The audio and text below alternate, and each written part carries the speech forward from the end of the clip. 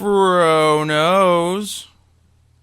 Hey, Fro, I was wondering if you can give me some advice. You like advice? I like giving advice. Oh, sounds good. I was looking to buy either the Nikon 7200 or the 24 to 70. Which would you recommend? All right. What are you shooting with? Nikon D90. And what are the lenses that you currently have?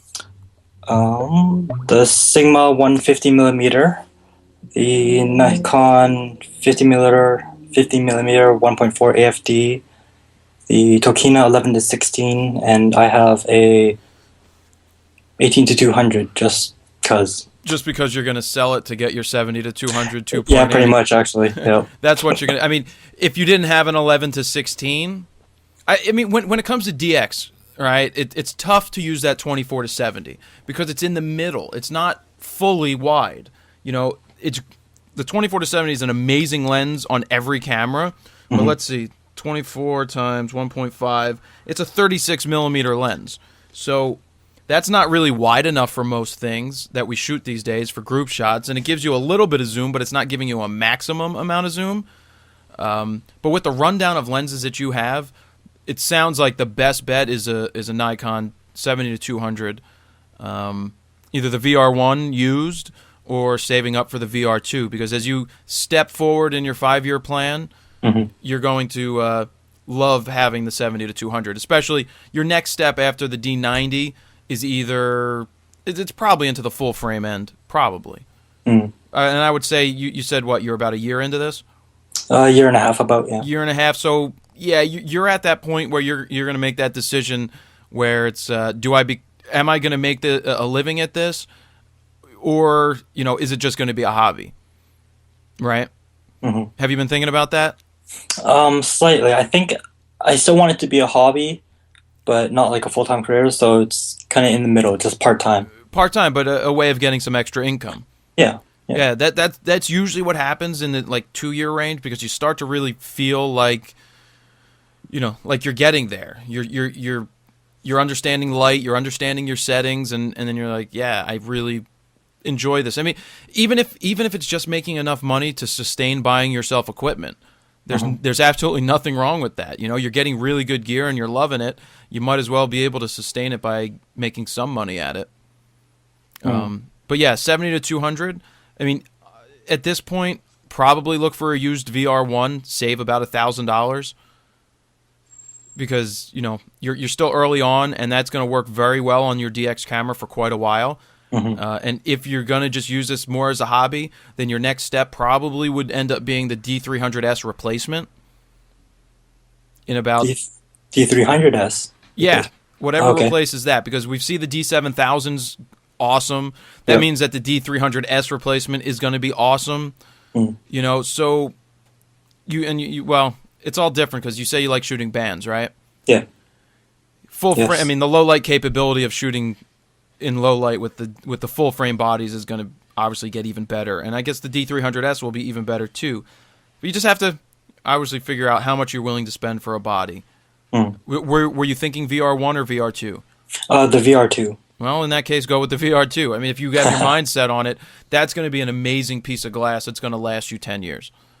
Sounds good. Or until they replace it, and then you can sell it for a ton of money. But it's a great lens through and through, and especially for shooting bands, and it's a great portrait lens on your D90. I would, that's going to be a great lens to get.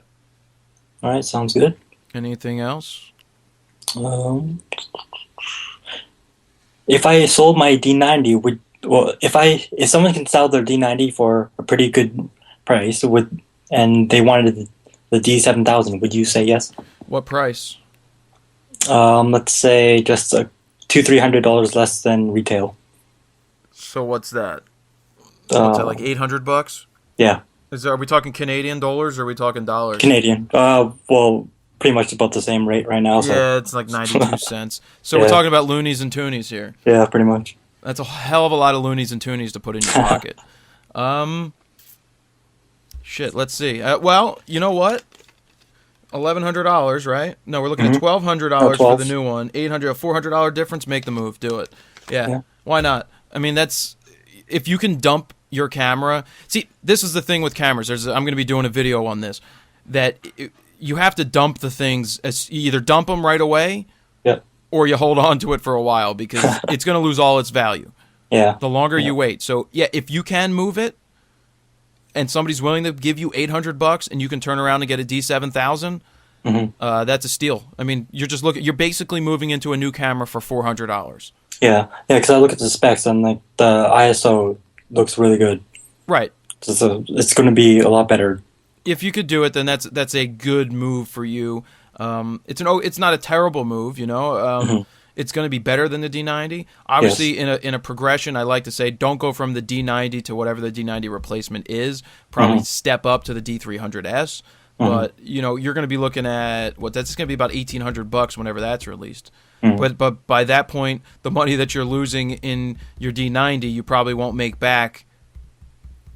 Well, basically, you're putting it into a newer camera. If you wanted to sell your D7000 in the future, you're going to still have. Be that much closer to. You'll be, and that would be like it'll still be $800 or $900. Yeah. So you know, I mean, it's not for $400 to step into the new one.